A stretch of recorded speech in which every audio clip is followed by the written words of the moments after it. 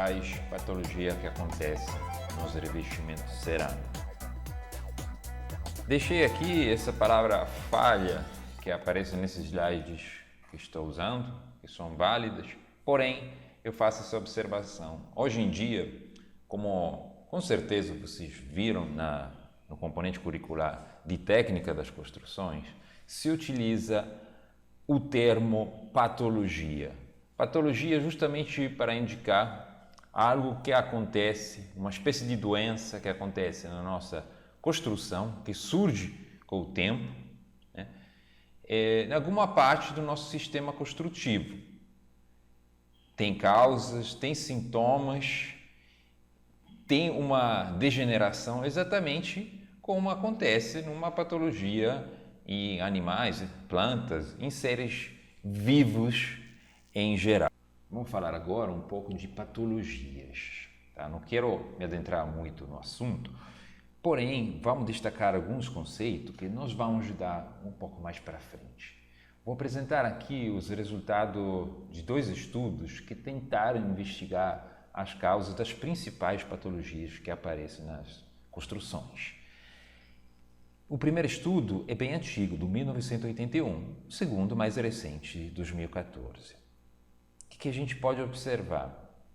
Que o projeto, nos 2 estudos, é a causa principal das patologias. O que quer dizer?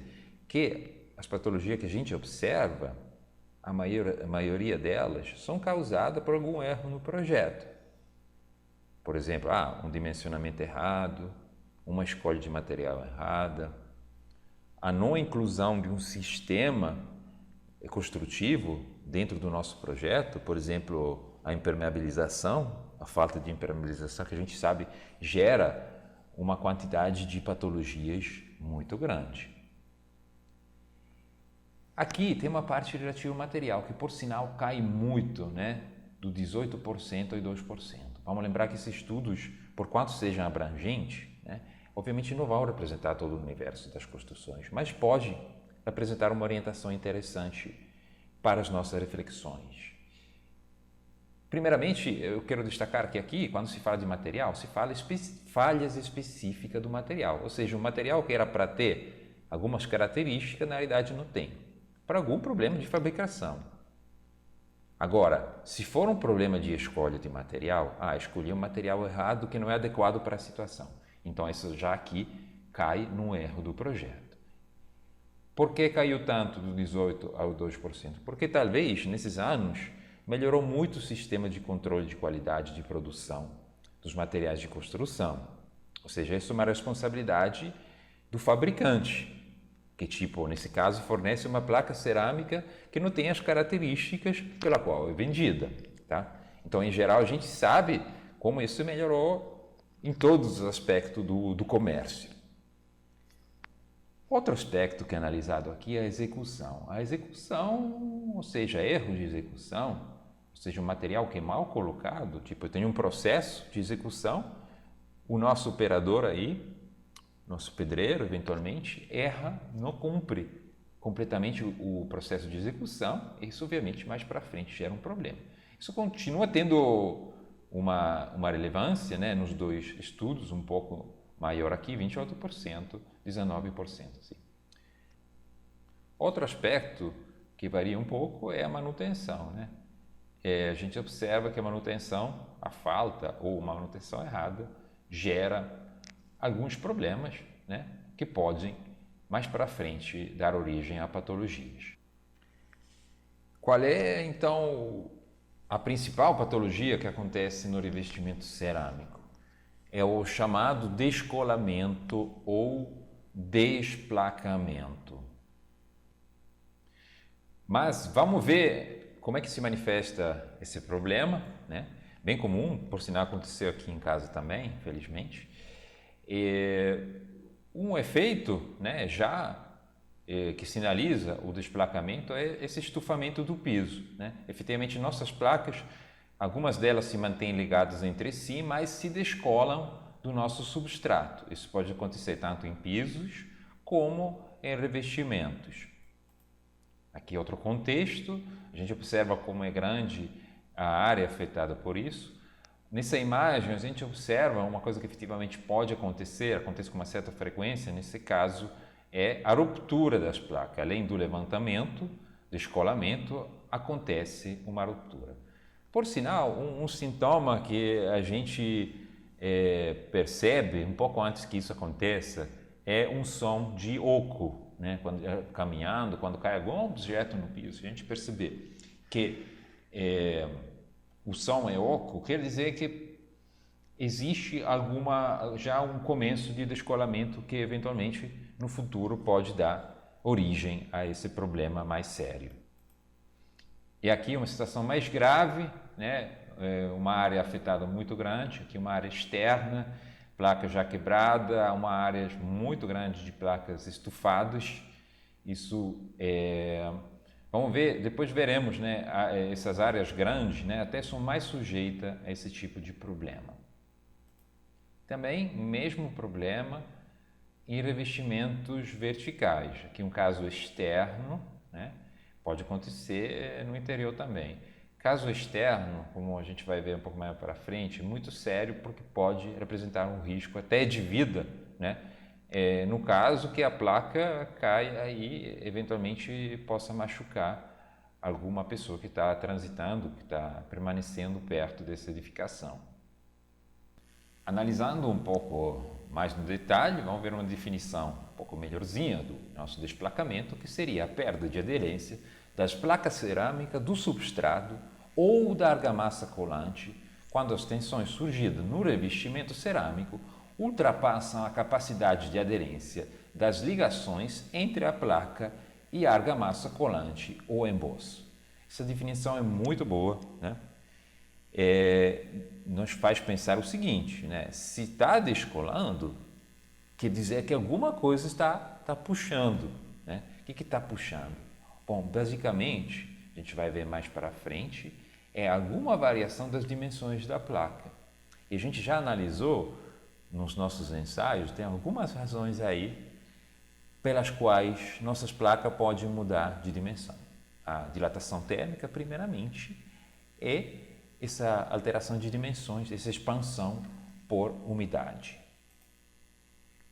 Então, aqui nos vai lembrar que o primeiro sinal, sintoma, né, dessa patologia é o som oco, né, o som cavo nas placas cerâmicas. Ou, como vimos, esse estufamento dessa camada, né, de placas. Quando é que acontecem esses sintomas?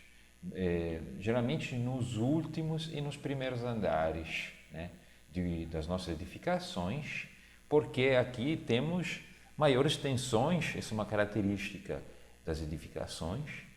Eu coloco também que o primeiro andar, como a gente vê na maioria das casas construídas em Maricá, que são construídas de um andar só, né, diretamente em cima do nosso aterro, né? Então aí a gente, do ponto de vista térmico, vê uma diferença muito grande. Ou seja, temos às vezes o nosso piso fica frio e a temperatura no externo cresce rapidamente. Isso cria tensões muito grandes. Por isso falo por experiência própria, aqui em casa aconteceu descolamento sempre nos meses do inverno, porque temos a base do aterramento frio, né, porque fez frio à noite. Porém, no dia de sol, a temperatura cresce muito rápido, então a temperatura nos ambientes também. Então, se cria essa diferença de dilatação entre as placas, que fica um pouco mais quente devido à temperatura dos ambientes, e o substrato do piso, que tem a tendência a ficar mais frio, porque tem uma inércia térmica maior. Mas vamos ver algumas causas aqui mais comuns que podem criar esse problema. Seria a ineficiência ou a deficiência do projeto, como a inexistência de juntas de movimentação. Tá? Isso aqui é extremamente alinhado com aquele diagrama de pizza que a gente viu antes, né? Como o projeto, muitas vezes, por causa de algumas deficiências, ele a causa principal dos problemas que aparecem nas patologias. Outra possibilidade poderia ser a utilização de argamassa colante com tempo em aberto vencido. Ou seja, eu preparei a argamassa, demorei um certo tempo excessivo, né? A gente sabe que esse tempo é relacionado ao tempo de pega do cimento. Se passar esse tempo, né, obviamente o processo de pega já começou, então não consigo ter aquela aderência necessária que precisa, né, para manter a nossa placas ancoradas ao substrato. Por sinal, o que a gente observa muitas vezes? Até a argamassa ficou mais espessa, demorei um tempo excessivo, em vez de jogar fora, alguns operadores colocam água, o que é pior ainda, porque, como a gente já viu no caso das argamassas, do concreto, esse é um processo completamente errado, né? Adicionar água justamente para aumento de consistência da nossa argamassa. Aí, efetivamente, você está acabando com as características do produto. Outra possibilidade poderia ser o assentamento sobre uma superfície contaminada, ou seja, que não tem aquelas garantias, por exemplo, contaminada por poeira ou por algum produto que possa criar problemas, né, na adesão por exemplo, da argamassa colante. Outro caso são variações higrotérmica e de temperatura, né? Ou seja, variação tanto de umidade, higro, e de temperatura. Isso sempre acontece, isso sem dúvida. A gente vê, como destacado antes, que os primeiros últimos andares são aquele mais sujeito a isso, por questões justamente de exposição a essas variações, mas isso é normal, né? A gente tem que ter um sistema que seja eficiente também nesses casos. E claro que tem casos muito extremos, tipo algumas cozinhas, alguns ambientes onde acontece algum processo térmico, tem a presença de altas temperaturas, vapor. Então, obviamente, essas áreas necessitam algum tipo de projeto mais específico, justamente para evitar um descolamento, mas isso somente quando acontecem situações extremas. Outra característica é a imperícia e negligência da mão de obra na execução e no controle do serviço. Por exemplo, uma argamassa mal espalhada, tá? Ou espalhada há muito tempo, a gente vai ver isso. Como falei antes, a argamassa colante tem sua vida útil ligado a tempo de pega do cimento e para o emprego da mesma. De novo, sobre a massa de colante, esse tempo em aberto, o tempo útil, é um intervalo de tempo no qual, uma vez estendida sobre a base, uma camada de argamassa consegue manter as peças cerâmicas assentadas e alcance de valor de aderência final aos 28 dias de idade. Quanto é esse tempo? Geralmente, em condições ideais, varia entre 20 e 30 minutos, né? Ou seja, o que quer dizer condições de laboratório? Perfeito, está tudo a quantidade de água certa, não tem vento, não tem a umidade está controlada. No mundo real, esse tempo pode diminuir muito, né? Eu pessoalmente acho que seria interessante colocar a placa, né, em cima da massa em aberto, no máximo em 10 minutos, no máximo. De novo, sobre a argamassa colante, cuidados. Não estender a argamassa em grandes áreas. Isso para evitar justamente esse tempo em aberto muito grande. Eu coloco somente uma área pequena, coloco 1, 2, 3 placas, de acordo, claro, com a dimensão das placas, e depois já vou estender outra área com a argamassa. Outro aspecto é garantir que o tempo decorrido entre o assentamento da primeira peça até a última não seja superior ao tempo em aberto. Tá? Obviamente, tá? Ou seja, eu abri a massa, não tem que passar eu vou colocar 10 minutos, um tempo bem mais restrito, né, do que está colocado assim. Após a argamassa endurecer na macera, não adicionar água para melhorar a consistência. Então, isso é importante também, como eu já falei, né, não adianta, né, aqui estamos perdendo todas as características do produto. Eu vou adicionar outra dica aqui, claro, muitos operadores têm esse cuidado, mas a gente tem que respeitar também o tempo de cura, né? A argamassa tem cimento, então precisa ser curado. A gente sabe que a resistência no começo é muito baixa, por isso é importante não circular, no caso de pisos, né, sobre as áreas, né, dar aquele tempo de no mínimo 24 horas para que aconteça a pega primeiramente e depois o primeiro endurecimento que confere uma resistência necessária para manter as placas ancoradas. Se eu fico circulando sobre uma área depois de um tempo que não é suficiente, já estou comprometendo, já criando pequenos movimentos e pode justamente se criar esse fenômeno de descolamento porque não respeitei esse tempo de cura do assentamento. Juntas de movimentação, a gente já discutiu um pouco sobre elas, né? São muito importantes, são juntas intermediárias que acontecem justamente em áreas de grandes dimensões. Eu penso, por exemplo, no revestimento de lajes externas, são super importantes porque a tendência, né, a variação de temperatura é muito maior, né? São aquelas juntas que permitem esses movimentos relativos entre, por exemplo, as placas cerâmicas e o substrato, né? Eu consigo aliviar essas tensões que se geram por essas dilatações térmicas ou por umidade, tá? Então, elas têm que ser bem executadas, isso é muito importante, tá? Não adianta fazer uma junta de qualquer jeito, tem um jeito certo de fazer esse tipo de solução, mas ela ajuda bastante e tem uma distância de referência, né? De acordo com as situações, entre as quais é necessário colocar uma junta de dilatação. Aqui, por exemplo, tem essas recomendações, tem várias, aqui na literatura a gente encontra propostas diferentes. A Sociedade Francesa de Cerâmica recomenda para revestimentos externos uma junta a cada 6 metros lineares ou a cada 32 metros quadrados. Já a especificação norte-americana para cerâmica prevê uma junta de 12 milímetros a cada 5 metros no máximo, né? Então isso também aconteceria, acredito eu, em boas partes dos ambientes internos que tem em nossas casas. Acontece, por exemplo, ter 5 metros lineares de revestimento cerâmico. Já trabalhos australianos sugerem uma junta com abertura de 12 milímetros a cada 6 metros. Quais são as características que tem que ter essa junta de movimentação? Tem que ser aprofundadas até as superfícies do substrato. Ou seja, não adianta fazer só um espaçamento entre as placas, né? Obviamente isso não adianta nada, né? Isso acontece, por exemplo, nas clássicas juntas entre as placas.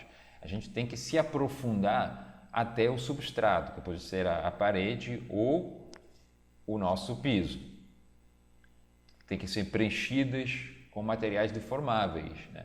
Não adianta também aí colocar uma argamassa, porque essa argamassa também se dilata e não vai compensar essas variações de comprimentos.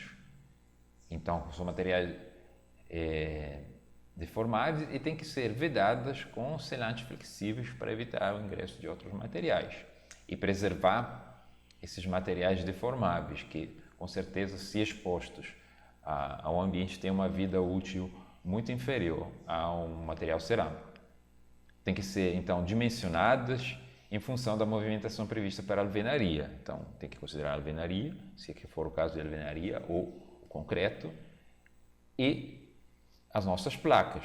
Por isso que a gente viu todos aqueles ensaios de dilatação térmica, de expansão por umidade, porque nos ajuda a entender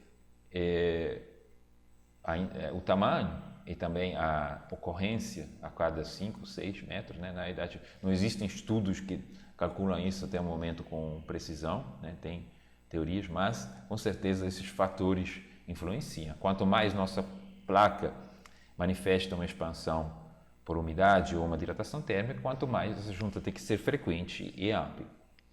Sempre que for possível, essas devem coincidir com posição de encunhamento das alvenarias, né, e ligação entre alvenaria e estrutura, ou seja, tem que coincidir, por exemplo, entre aquela camada de argamassa entre uma fiada e outra de bloco cerâmico, ou tem que ficar perto por exemplo, de uma coluna, sempre falando no caso de revestimentos verticais. Vamos ver ainda um pouco de casos aqui de fenômeno de esplacamento aqui numa área externa, que tem uma comparação entre a mesma construção com 1 ano de vida, 10 anos de vida, como esse fenômeno aqui destacado com essas linhas se manifesta de um jeito muito marcante. Aqui outra situação, né, com detalhes, né, esse fenômeno de estufamento que precede efetivamente o descolamento muito perigoso, né, no caso de revestimentos externos.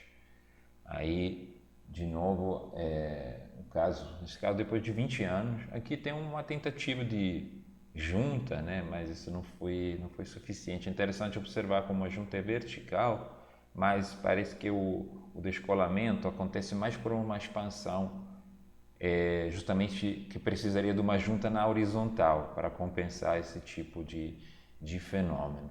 Aqui de novo, mais exemplos, né? Olha aqui o tamanho da placa descolada. Aqui não foi somente a placa, né? A gente observa que tem, no mínimo, até a argamassa colante que veio junto, né, com esse bloco aqui que descolou integralmente.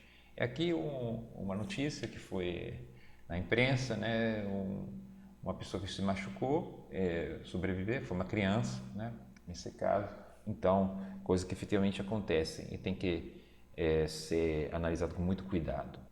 Finalizando aqui a imagem da parede de onde descolou a placa que machucou o menino da matéria. Mas vamos ver agora um vídeo institucional de um fabricante de placas cerâmica que justamente aborda essa questão, né? Essa questão do desplacamento e como é um fenômeno que não envolve, obviamente, somente a placa cerâmica. Aliás, efetivamente, muitas vezes, o culpado não é o material, não é a placa cerâmica, né? E ele destaca um pouco isso, né? Também, de alguma forma, defendendo a posição dele como produtor, né? Fabricante de produto cerâmico.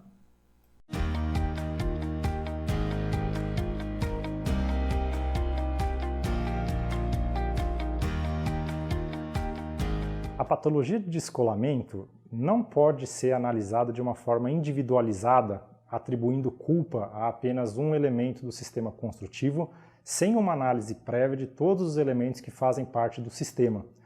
A gente costuma dizer que, na verdade, é uma situação de compromisso entre cada elemento que tem uma determinada responsabilidade. O descolamento só vai acontecer quando a tensão gerada na interface entre um componente e outro for maior do que a resistência dessa interface. E existem inúmeros fatores que podem fazer com que essa interface seja mais forte ou mais fraca.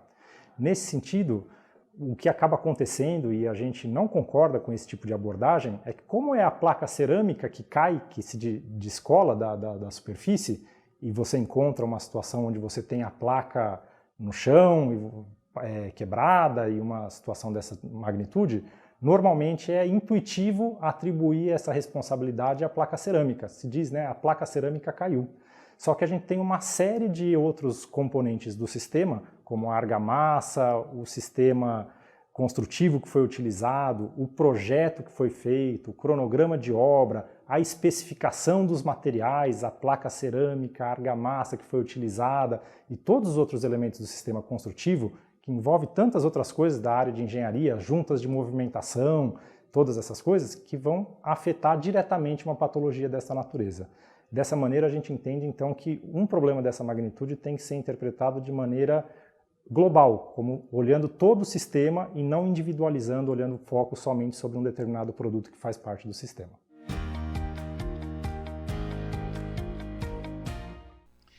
Vamos aprofundar e visualizar um pouco essa ideia de sistema que foi colocado nesse breve vídeo, né?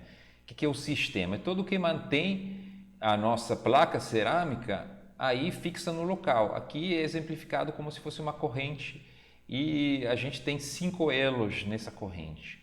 O primeiro é a interface entre base e chapisco. Base é nosso bloco cerâmico, nosso tijolo, né? Não sei se você sabe o que é interface. Interface é o contato entre dois corpos diferentes, né? Nesse caso, base e chapisco, mas se fosse, por exemplo, um piso, seria entre o piso, efetivamente, de concreto, eventualmente, a laje, talvez, e o contrapiso, tá? Então, essa interface também é importante. Pode problemas podem surgir aí, tipo, como é colocado aqui, um bloco cerâmico que está esfarelando, aí descola o chapisco e vai todo junto, assim como a gente viu naquela imagem. O problema pode ser também no chapisco, claro. Pode ser na interface entre chapisco e emboço, sempre no caso de uma situação vertical, essa situação não se verifica nos pisos, na horizontal. Pode ser um problema no corpo do emboço, mais um elo. Outra possibilidade de problema pode surgir na interface entre o emboço e a nossa argamassa colante, argamassa de assentamento. Enfim, podemos ter problemas no corpo da argamassa de assentamento, né? E no final, na placa cerâmica, pode acontecer, mas a gente viu que até agora quantas coisas que podem dar errado, então é muito difícil efetivamente ter, sem nenhum motivo um problema na placa cerâmica. Por sinal, aqui a gente vê nesse desenho aqui as garras, né, que estão presentes em alguns produtos cerâmicos, justamente utilizados nos revestimentos verticais. Vamos ver agora um estudo que eu acho muito interessante, realizado por Varela et al. 2017, que investiga a causa, né, de alguns casos de patologias nos revestimentos cerâmicos. Aí tem várias causas, cada um com a ocorrência dela. O primeiro caso que foi analisado foi o espaçamento inadequado entre juntas de movimentação. Ou seja, tem junta de movimentação, no meu projeto foi colocado, porém, essas juntas foram colocadas muito espaçadas, então, mesmo que sejam bem executadas, que sejam presentes, a distância entre elas não deu conta de compensar a dilatação térmica ou por umidade do meu material. Deficiência da base é uma causa que já começa a ter os 5%, naquela imagem, né? Esse é o problema no primeiro elo da nossa corrente, ou seja, a nossa base, né, que manifesta algum tipo de problema, tipo esfarelamento de bloco cerâmico, entre outros. Outra causa que vai ganhando um espaço relevante é a ausência de junta de movimentação. Não foi colocada, tem um ambiente muito grande, né, e não foi colocado junta de movimentação. Aí houve o problema da patologia. Outra situação que vem ganhando um espaço muito grande, 18%, são placas cerâmicas com alta EPU. O que é EPU?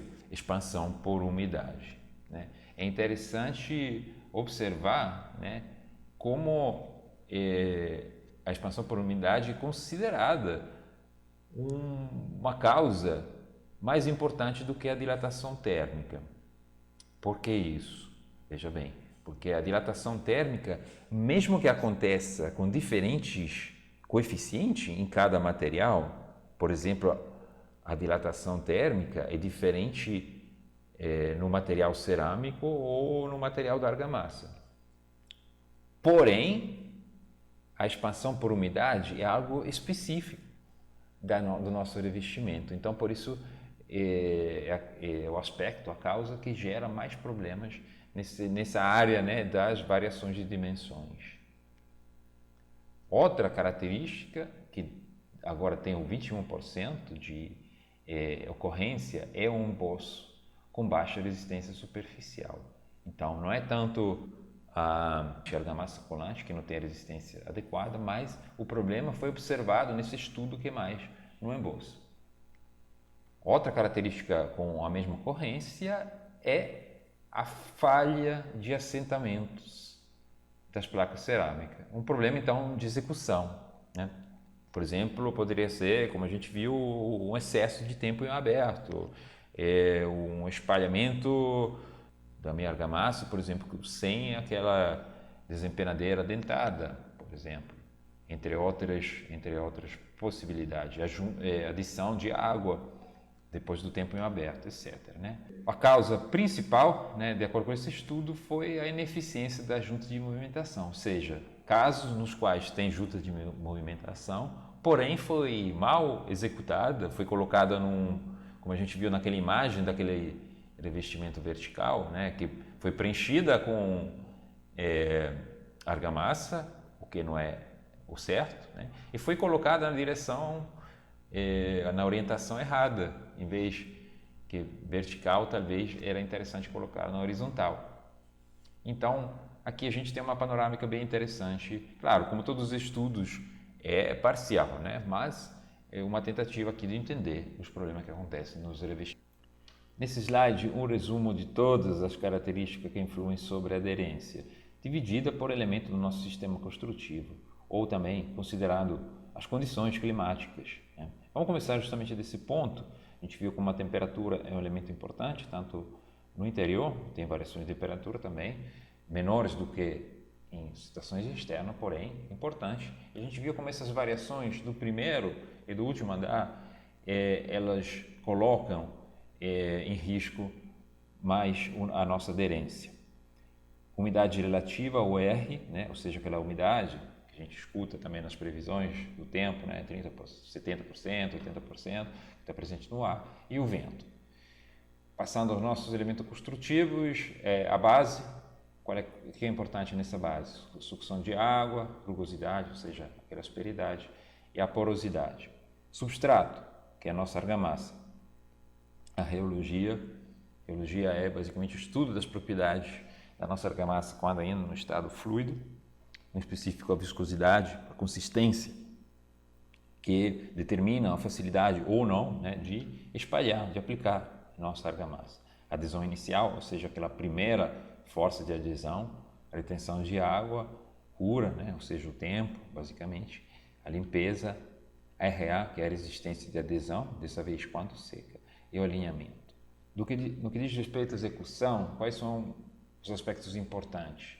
Em relação à argamassa rolante, é a dosagem muito simples, porque as argamassas industrializadas já vêm com a quantidade de água específica para aquele saco. Por sinal, pode ser diferente de saco a saco. Então, é só adicionar a quantidade certa, o tipo, o tempo de mistura.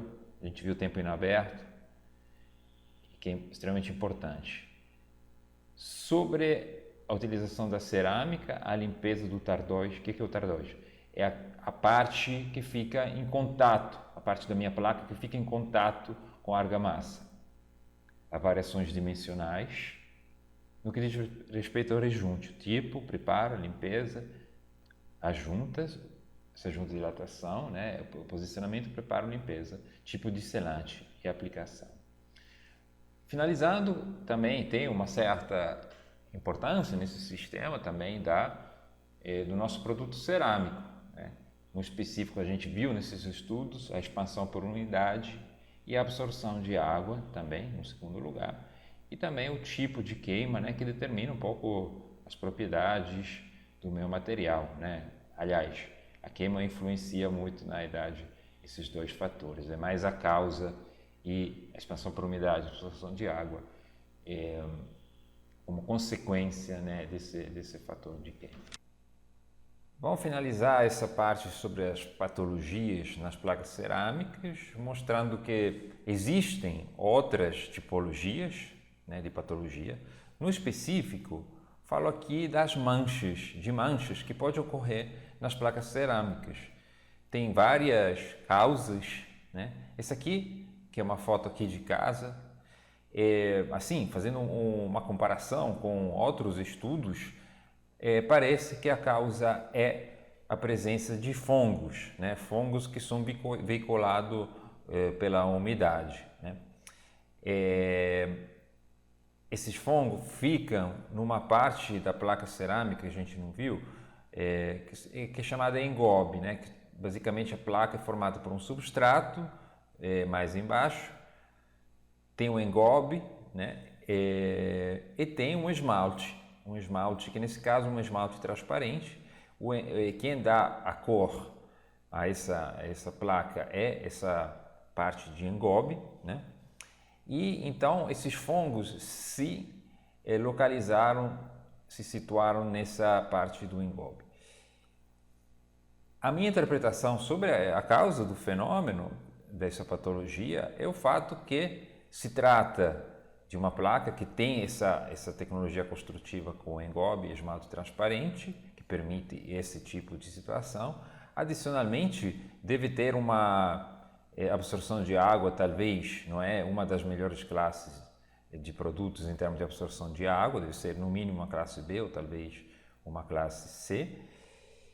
E também, adicionalmente, foi colocada aqui numa área externa, adicionalmente ainda, numa posição assim muito desconfortável, porque aqui basicamente o que acontece? Tem a parede externa, essa aqui é uma área de serviço, né?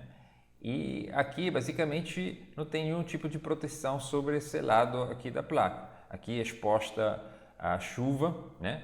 Que pode tranquilamente entrar dentro da minha placa, então eventualmente, né, promover esses fenômenos de aparecimento de manchas de fungos.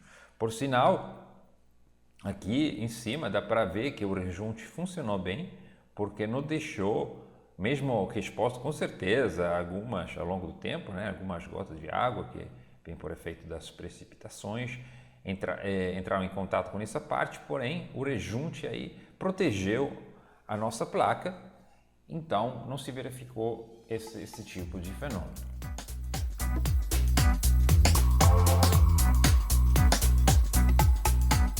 Então concluímos esse vídeo sobre a patologia das placas cerâmicas.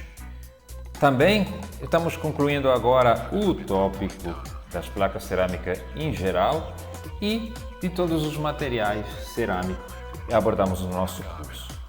No específico, sobre as placas cerâmicas, a gente dedicou bastante espaço entendendo que é um produto muito importante, não somente pela valorização estética da nossa edificação, mas também para criar um conforto e uma possibilidade de limpeza e de higiene que é extremamente importante também nesse período que a gente está vivendo agora.